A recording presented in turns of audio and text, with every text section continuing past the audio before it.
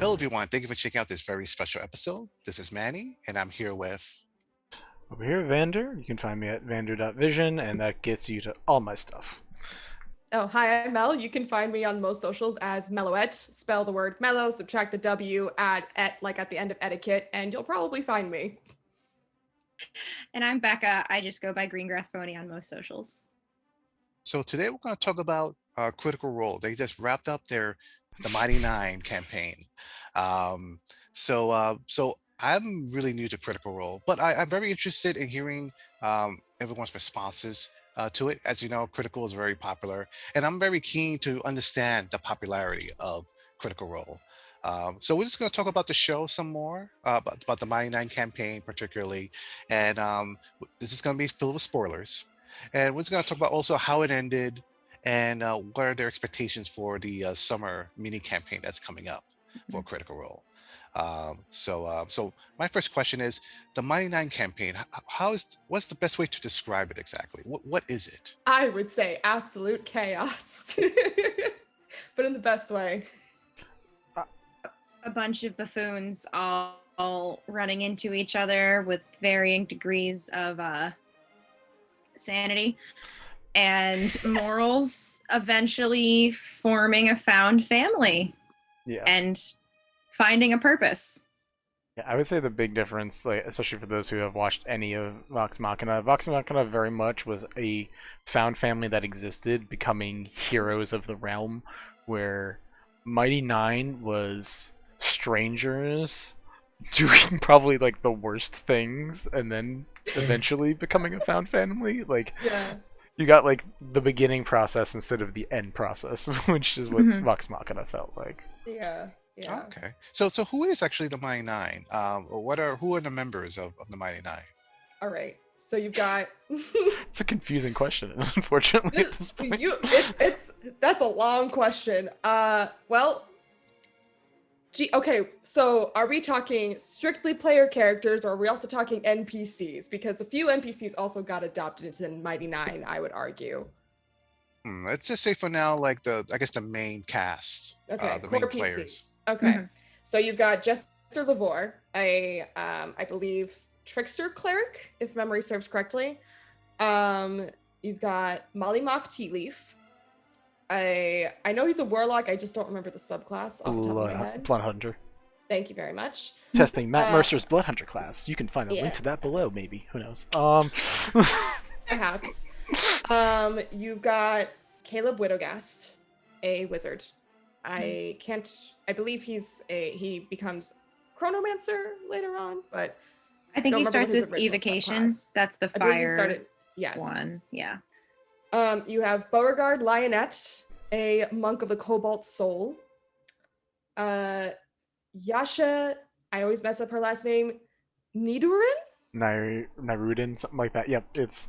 I don't think it's Nidoran, but I also want to say Nidoran every time. But I always want to say it when I hear her last name. She is a smart barbarian. I don't remember her barbarian path specifically. Zealot, thank you. You have Ford. I want to say his last name is Stone, right? Fjord Stone, yes. Yeah, Ford Stone. And you also have Not the Brave, spoiler alert, also known as Veth. Renato, yes. Did you know Not the Brave mixed around all Voldemort style spells Veth Renato? Does it really? Excuse me? Yeah. More spoiler warnings for people who haven't read the Harry Potter books, I guess. This is fine. I'm fine. I'm gonna digest that later. Yeah, and then finally you have I think that's everybody aside from Caduceus. Clay? Yeah. Caduceus. Yes. And that other cleric who actually does healing. Who actually does the healing thing from beyond the grave, so to speak. The other cleric is much more of a trickery and fighter. And then there was one NPC that became kind of the main core member of the Mighty Nein, which was Essek. Insert sure. I was gonna say insert last name here because I don't remember it, but I'm glad someone does. But yeah, I remember hot boy. Yeah, the Mighty Nein ended up. being 9 by the end. There were others that Mm. were like honorary members that were just NPCs or guest characters that Yep. came in at other points. So like Oh Mighty yeah. Nine is really like 20 people probably. Yeah. Wow. Yeah. Okay. So what about where did it take place? What's the setting like? Exandria overall, so Matt Mercer's world. You can check out the book Wildemount down below, link below. I'm just gonna just say link Yes. below, assuming that we're just gonna link all this stuff. Um, in Wildemount specifically, which was basically a continent over from the original continent, which was That's the one that Teldor. the book we reviewed some time ago, We right? did. Yes. I think we did both. We did the first one. We did just like reviewing, just to go over the older one, which was Taldori originally, but the newer one, the Wildemount one that came out, I think a year and a half ago, is the one that we reviewed. Hmm. Um, Yeah. Wildemount Okay. is a darker world dealing with issues of an empire versus monarchy, both at war with each other. So, some Yeah. Now, I remember reviewing that book, and there was like some potential bad things there, especially the Empire in particular. Were those the main bad guys, I guess you could say, in this in this adventure? I want to say no. I would say everything that we see in Critical Role was never in the Wildemount book. I would Okay. agree with that. As someone who has purchased the Wildbound book, I would have to agree. Which makes sense, as I think as someone who is both an author and then also holding a show, you don't want the Yeah. stuff that's going to be in the show to Yeah, be in the yeah. book that all the fans are going to read a year before you finish. Yeah. You know, And we, it's we a, yeah. we, Oh, we go talked ahead. about that too in our review, like because when I reading Wild Mountain, and it wasn't a bad book whatsoever. It was just it felt like everything was set up, like so it was like it it didn't say a lot of what's going to happen, especially if you were worried about spoilers for the Mighty Nine. I couldn't detect any. I didn't know where it was going to go. With maybe the possibility that they're going to maybe face off against that empire, or maybe even search that one place where it was like forbidden. Where I forgot the name of it, but that was like it was like filled with like dark magic, and it pretty much like it was corrupted itself, and it was no way can anyone go in there. That was Um, Aor, which is actually one of the places they did explore. okay. Eventually, yes, they did get there. Oh, okay. So then, who was there a main bad guy? What were they? Well, maybe we should ask this question instead. What was the purpose of the nine? What were they there to stop? Their inner demons. I feel like it was more of a bunch of people with their own little like personal quests to grow from their like past traumas, and it kind of guided them towards what ended up being this final boss group, so to speak.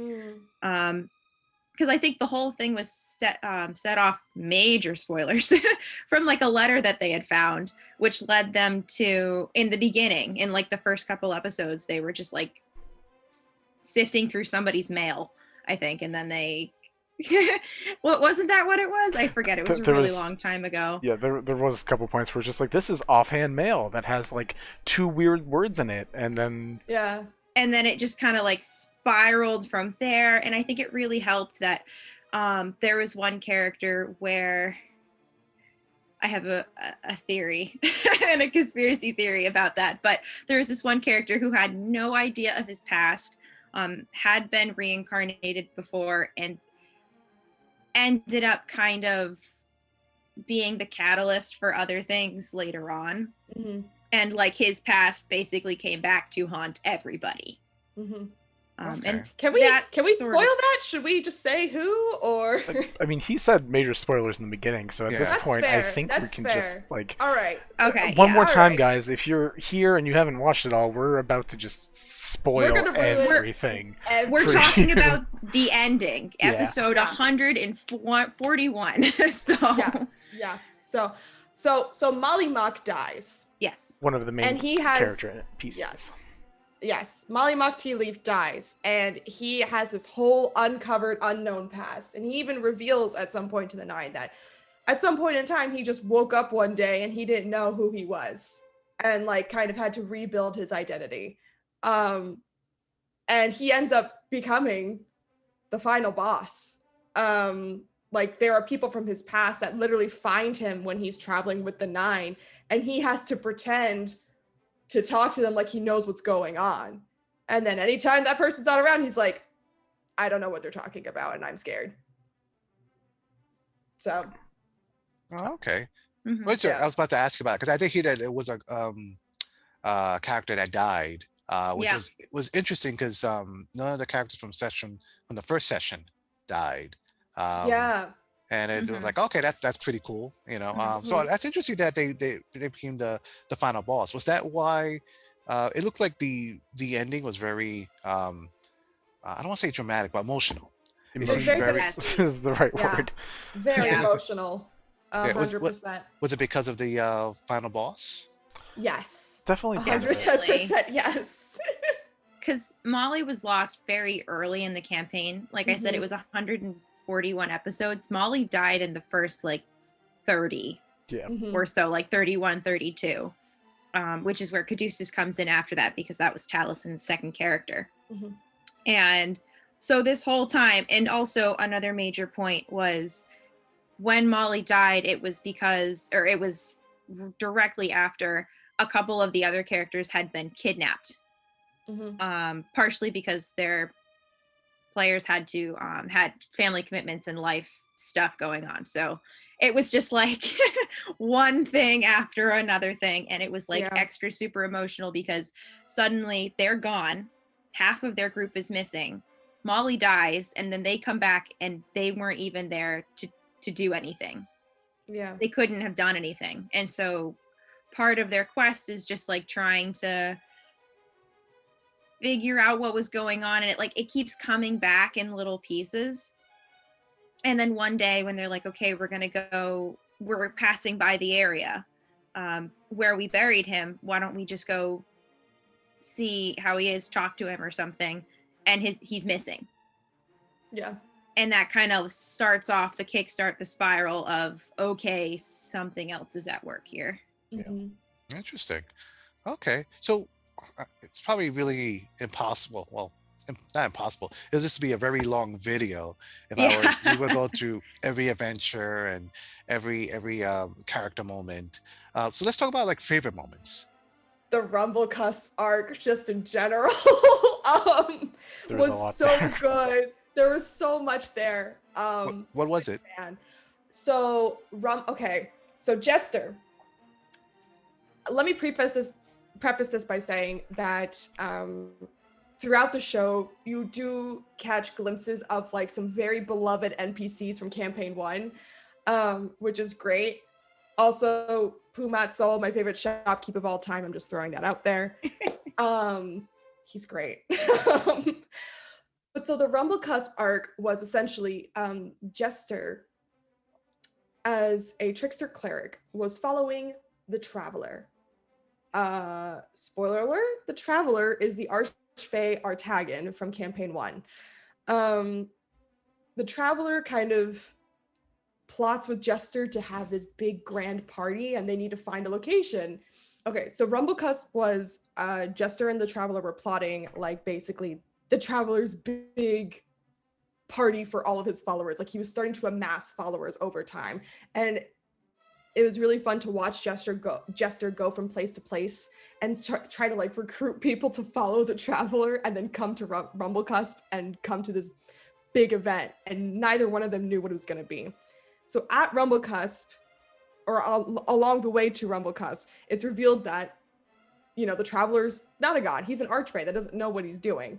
And Jester's like, okay, but you're my best friend, so I'm gonna help you, and we're gonna have this really great party, and it's gonna be really chaotic and weird and prankstery. There is somebody gets their hand glued to a certain golden object.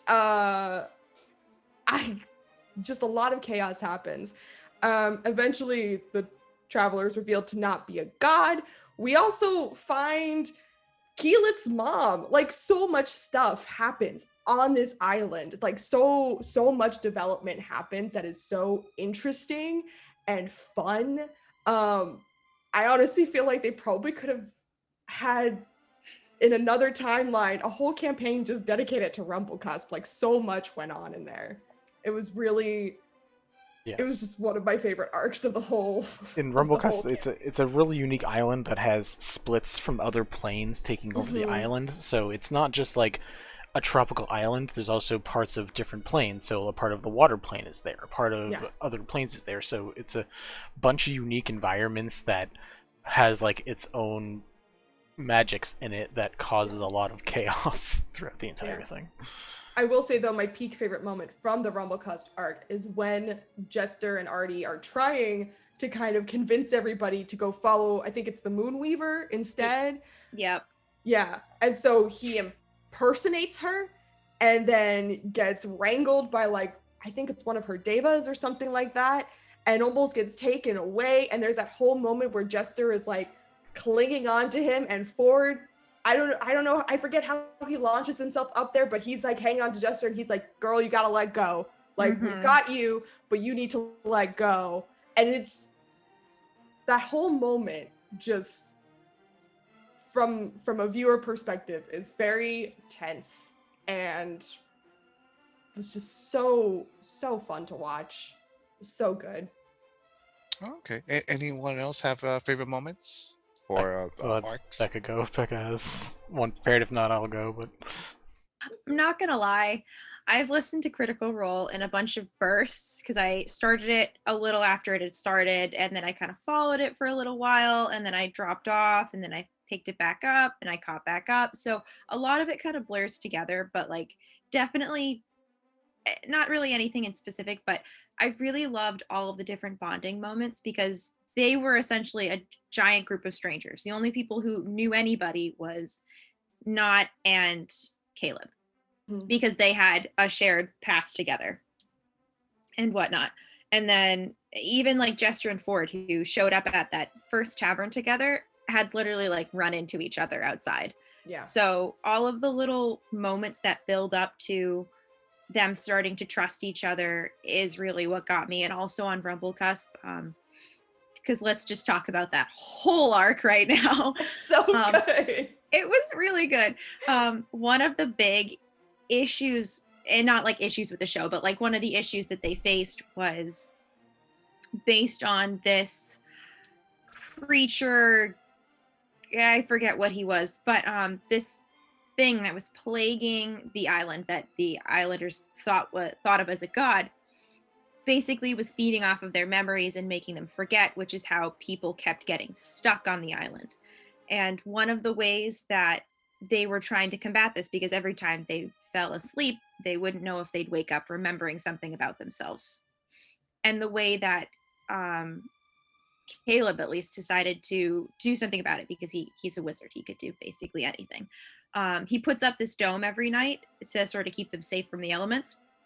And inside the dome, he had an illusion of all of their little moments from their history together, sort of like one of those starry lamps, but instead of little stars all over the place, it's just like little fragments of pictures, how you would picture inside someone's head, like going through the moments of their lives together. And it was super sweet.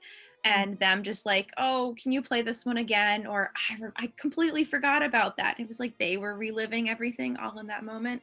And I thought that was so sweet. yeah, one thing about Liam as a player is that he has a very keen memory of all the moments that hit him, because that's the kind of person he individually is. So his character Caleb has the feat called Keen Mind, meaning he remembers everything that happens within the last 30 days. He also has an intelligence of 20. So between those two facts, he remembers basically everything that's happened in the campaign almost exactly. And he used program illusion, as Becca said, to literally just recreate those memories in like a spiral fashion. And it's a really great moment of, hey, I have these abilities, and you know I can do this, and we all need this moment of levity. And Matt has been letting Liam, because he has so much creation and imagination with us, just speak for like 10-20 minutes, and he becomes kind of the DM for a bit, because he's just narrating scenarios and things that are going on around. and that's like the trust that they have at the table together, which is really really great. You want to talk about the Caleb's nine-sided tower, don't you? I do, but first, I actually want to comment on the fact that I don't know how I forgot this, but Rumblecusp is also kind of what kickstarts them going to Aor, because the creature, if memory serves right, escaped from Aor, Yeah. and that's the first time that they Right. witnessed this city that seems to be alive, and they're like, "What is that? What is this?" And it's really freaky, but it really starts to kickstart everything. But yes, I need to rave about Liam's nine-sided tower and the narration that he does for this place. But then not only that, he later converts it into a whole new thing so that Yasha and Bo can go on a date with ninja dogs and so much random stuff. And That sounds so weird with no details and context. It just really be like, does. Ninja dogs. There's so much that happens in there though, but like specifically, I like what was it? He turned all the cats into little dachshunds, and there were ninja Rottweilers, or I think they were Rottweilers. I don't remember all the dog breeds that he used. It's fine. But we don't need to go over them. They weren't cats, which is the main like it was such a big thing. Yeah, which was his favorite creatures animal. in the tower. Yeah. It was so good. It was so fantastical. So, problem choosing a favorite moment with something like this is that it all kind of becomes a favorite just pastime and like a single. It's more of like a thread. So like it's really hard to choose a moment because you are watching best friends rediscover that they're best friends in different ways. So it really depends what you like from D&D. If you like just bonding moments, there's a bunch of them. If you like goofs, there's a bunch of them. If you like combat, every 2 or 3 like sessions there's definitely combat. And besides normal combat, Matt gets very creative with stuff like one of the characters, Yasha, had to fight to prove to her god that she was worthy. And to do this, Matt had each of the other players get a character sheet of basically like a lightning or a wind elemental and fight against her. So they all had to fight against their friends to help her prove that she was worthy of something. And that's the kind of trust that you have to have at like a table, and you get to watch between them a lot. And that's the great things, is because they really know how to push each other's boundaries without pushing each other's boundaries. And there are moments such as, I'll just mention it, like with the hag, that you can watch like that. Like I just said the word the hag, and the 2 other critters just like had a partial mental breakdown. You don't even get me started. It was a scenario that could have been combat, which would have been great because Matt is great at combat, but it ended up not being combat. It ended up being a moment where a player outsmarted the DM. It's a moment that 2 or 3 players had almost their own, as a player, emotional mental breakdown where they were zoning out at the table because they couldn't concentrate on anything but the fact that their own character could have their potential lives and livelihood and their loves at risk. And that's I think the hag, that one episode, could define a lot about Critical Role, and it's probably one of my favorite moments because you see all emotions from everybody through like an hour and a half. And that's not including the finale, which was just goddamn insane. Okay. So do you feel that that's the magic of Critical Role, in a sense? It's not like a hack and slash adventure or anything like that. It's actually just the role playing between everyone else. Would you say that's the main thing about the show? I think it really depends what you like, because as someone who I love Final Fantasy Tactic Advance and Fire Emblem. I love those strategy video games where I sit and I'm outsmarting a computer and figuring out how to beat them. I love combat with my players. Speaking of which, both of these 2 here are my players. I love getting ready to murder them, and none of them have lost a player yet because they have always outsmarted me enough that they all survive. It's been very Very close. Pretty close. Matt puts them in danger, and more often than not, there's some times where you really aren't sure, and there are situations that have come up where people do die, and like it is like I love watching the combats. Like if it's like I can't do 3 hours of combat. That's even me who loves combat who can't do that. But like there's usually a lot going on during combat that's more than just the fighting. But that's my opinion. You guys can speak to your own. Yeah, I will say personally, I feel that Critical Role does a very good job of balancing combat and roleplay. And even in combat, there are still kind of these moments of roleplay, especially Liam is really good at this, kind of maintaining his character's personality as he's describing how he's doing his attacks, like very meticulous and methodical and very wizardly, and like describing the components that he's using. And granted, it's based off of, you know, what's provided in the source material, but just like the way he describes the methodology, like he's like, oh, I rub gum Arabic up my forearm, and I'm totally pulling that out of thin air. But like, you know, he does these very beautiful descriptions of how he does his magic, that it's actually mildly influenced how I describe some of my magic for one of my other campaigns that I play in. But I play a sorcerer, so it's a little bit different because it's a little more intuitive. But it's moments like those that kind of blow me away. Or even, for example, in the last 2 episodes, there's a specific moment in battle where 2 characters kind of have like a little bit of a roleplay moment, but it takes place over the span of like 3 seconds. And it's just those nice little tidbits in the battle that make it so good, just so entertaining to watch. It's like you feel like you're watching a sporting event as you're listening to this combat. Like anytime Matt Mercer says, how do you want to do this? I want to jump out of my chair like someone just got the final goal in like a 3-hour match of soccer. Like it's the same thing. Yeah, I definitely think it's a great mix of combat and role play. And I mean, every game has their like lulls here and there, traveling episodes and whatnot, but I feel like they're able to keep that. Everything has a pretty good pace going on in the game. Speaking from experience, we have a lot of traveling episodes that are just traveling. You said that, and I was like, traveling episodes. Yeah, I mean, literally in our game, we just spent 92 hours in a car to get to the wrong place. Welcome to. Well, actually, no. This time we got to the right place. Oh, you went to the right place this time. We took a little detour though. Right. So like, they're traveling episodes. They're on a ship, and I mean, ships can only go so fast. But Matt is still able to bring in a bunch of their characters on the ship, and then them learning how to sail and all of these kinds of things.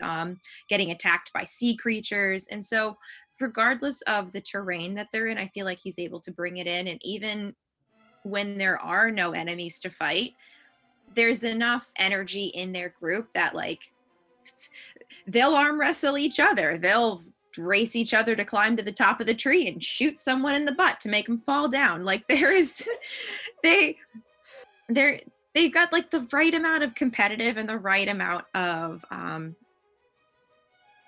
role play, and like they know when to make it serious. They know when to be lighthearted and funny. They know when their fellow players need a moment, and they're able to sort of cover for them, take a little bit longer. And I think that's a really good way of doing it. I really enjoy listening to them. I think they're great in both a podcast and like just watching it on the screen format, which is even better because I feel like people tend to lean one way or the other. And I feel like you don't really miss out on anything if you're just listening to the podcast, other than the really intimate moments when they're just like leaning against each other. Someone hugs someone, they're like looking at each other in a moment of conversation, but you can still hear that through the microphones and what you're listening to. And I completely forget what the question was. I think we were still on track, kind of. Overall. So let's talk about the ending. How did you all feel about the ending? How it ended? Do you feel that it was a very satisfying ending? Why was it so emotional? Oh man. Ugh. Answers under 5 minutes each, please. I'll try. I'm like getting tears in my eyes, kind of just thinking about it. It really, It's like, the biggest thing is that it's like we spent 3 years. If we don't include Vox Machina, we spent 3 years listening to eight best friends, and it's kind of like being there. mhm. It's more than watching a movie. It's more than like watching all three Lord of the Rings movies, like, because you feel like you are there. You can be an NPC there, in the Mhm. places dealing with these things. So like we can get much more emotional about these, and it's really insane how crazy it is that like a roll of the die makes you weep with sadness, and then literally 10 seconds later a character is like, no, I don't like that situation, snaps their fingers, and now you're crying with tears of joy. And like that was everything in the last two episodes. That the last 12 hours of Critical Role made me cry like 7 times. Yeah. It's a Went through Yeah. about half a tissue box. It's a- It was Yeah. terrifying combination. I to add on to what Vinny said, specifically the moment that he is talking about, and for Mhm. any critter that knows, you know exactly what he's talking about. I remember I could not stop listening. I live on the East Coast. It's like 3 a.m. and it's the second to last episode, and I hear Caduceus say that line, and I was like, "You've got to be kidding me!" And then just the success of it, and like the oh my god, what does this mean?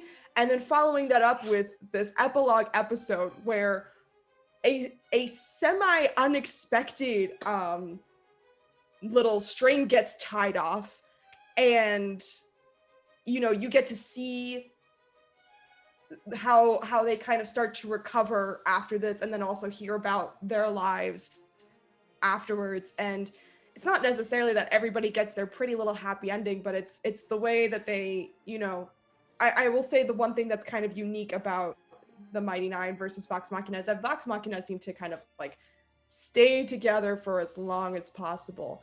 But the Nine kind of reach a point where they're like, okay, it's time for us to go our separate ways, but stay in touch. Sending. We'll figure this out. We'll be in touch. We can and teleport. yeah, we can teleport. Like, I've got connections. If we ever need to see each other, we know where to find each other. But we're gonna go our separate ways and go about our lives. And there's something very bittersweet about that.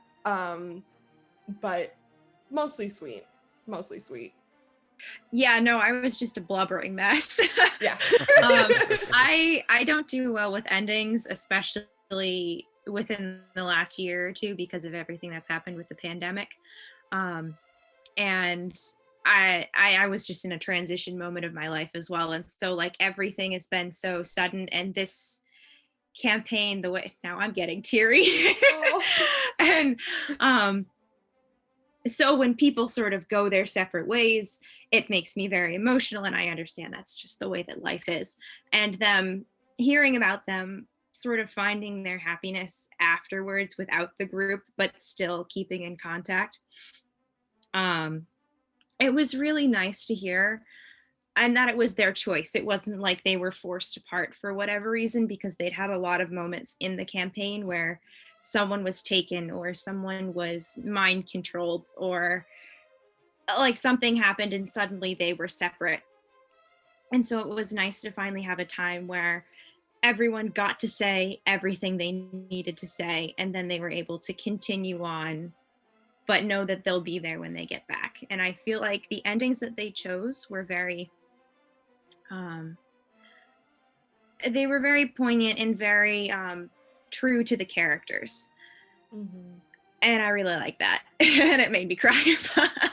One, if I can add on something to that, I don't know how much we're gonna keep. We're at about 40 minutes here, but I like so I won't spoil campaign one just because I know Becca hasn't watched it. Yeah. But campaign one, a lot of their epilogues tie into each other, whether it's Mhm. relationships or friendships or like sibling, like all of them. Everyone who gets an epilogue keeps it centered around that group.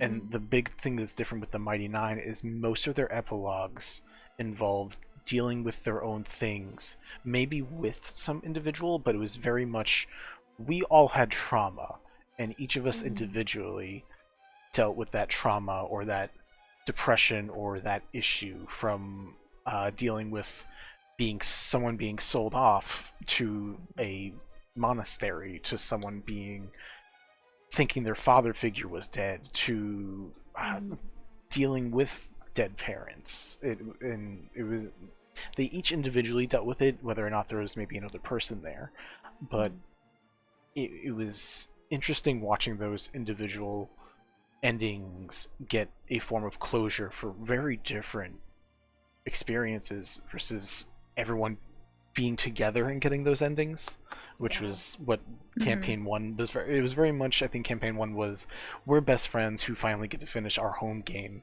and we're all going to end it together, where this one was very much, we made individual strangers who now have a found family, but we can deal with our own problems because we went along this journey. So this summer, they're coming out with Exandria Unlimited. Looks like an 8 episode mini campaign. I guess in preparation for the bigger one coming out later in the year, Gotta or give whenever Matt they're some ready. prep time and Yeah. time to And a like, break. let him turn off his brain. Yeah, and I even heard they're gonna have a different game master, a new Yes. game Yeah, master yeah. to do this. So what are your feelings about it? Are you excited about it? And if you are, why? Oh, I'm thrilled. I'm so hyped to see what's going to happen. I feel like a lot of critters have been asking for Critical Role to diversify the table a little bit, and I feel like this is dipping their toe in that.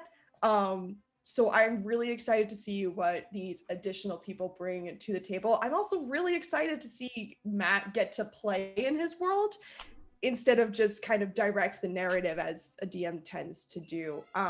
And I feel so terrible for forgetting the DM's name for this episodic, this 8 episode arc, but I've seen her in several other shows, including there was like a pirate campaign done by Dimension 20, and she was phenomenal. And so I feel like she's going to do a fantastic job, and I'm very excited to see what she does in this little world that Matt's created. I'm really excited to watch it. Me too. The stream kind of cut out a little when I was listening to it, so I'm not 100% sure what the topic is going to be for the game, but I am very excited as well. I don't know everybody that they chose for the new cast, or for the additions to the cast, but from what I've looked up on their socials and what I've heard over the last couple hours, they sound fantastic. I really like that Ashley is also a part of this, because I know for parts of campaign 2 and I believe campaign 1 as well, because of filming and her other job, her main job, she has been sort of in and out a little. So it's nice that since they've been filming remotely and everything and pre-recording, she's been able to be part of it more so the last year or so, and now she's able to be part of this as well, which is great. You have a voice actor who plays Adora, a voice actress that plays Adora, a voice actor who plays Prompto from Final Fantasy 15, teaming up with veteran players, along with I believe her name was Abria, or Yeah, I just looked it up. I'm not sure how to pronounce it, even though I literally just watched the video this morning.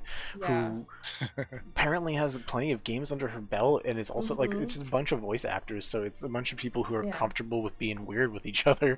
So I'm excited to see what a few new faces could really do to kind of. I think it's a good change, especially before going into a new campaign, because it lets everybody loosen up and not be the same person they just spent 3 years being. So like I think it's like a palate cleanser basically for the people who are probably going to be in campaign 3, and then it's kind of a palate cleanser for us too, to be like Critical Role can grow and be more than just what I mean.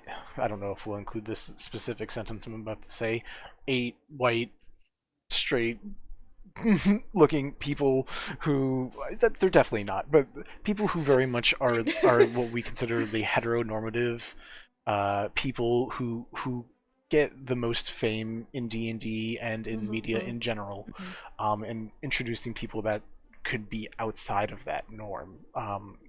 And that's probably been the biggest criticism for Critical Role, is being like, you have the power to really shape the dynamics of the way D&D and tabletop role-playing is presented because of the fan base, and they're really putting everything on the line to say, we know we can do better, and we're going to show you we can.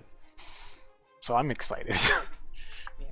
Yeah, same here. I'm really glad for the diversity for this coming thing. I'm actually planning to make sure I watch this, and now that it's starting from the beginning, I can actually catch it from the beginning. Yeah. So what I'm hearing is we're gonna do weekly video chats to put up. I'm down. For each. Well, hello everyone. Welcome to our new series. A new series. Yeah, we just talk about the episode that streamed the night before. That's fine. All right. Well, thank you everyone for I guess not only giving me your thoughts about the series, but well, welcome to our new series as well. But yes, thank you viewers for watching. I hope that you enjoyed what we talked about. I will try to leave some links below in case you're interested in picking up on any of the things we talked about. And yeah, stay safe out there. Wait. Get your shots. Wait. Go ahead. Is it Thursday yet? Of course. Wait, what happened? That's More the like end. Said, That's Is the it ender. still Thursday yet? Yeah.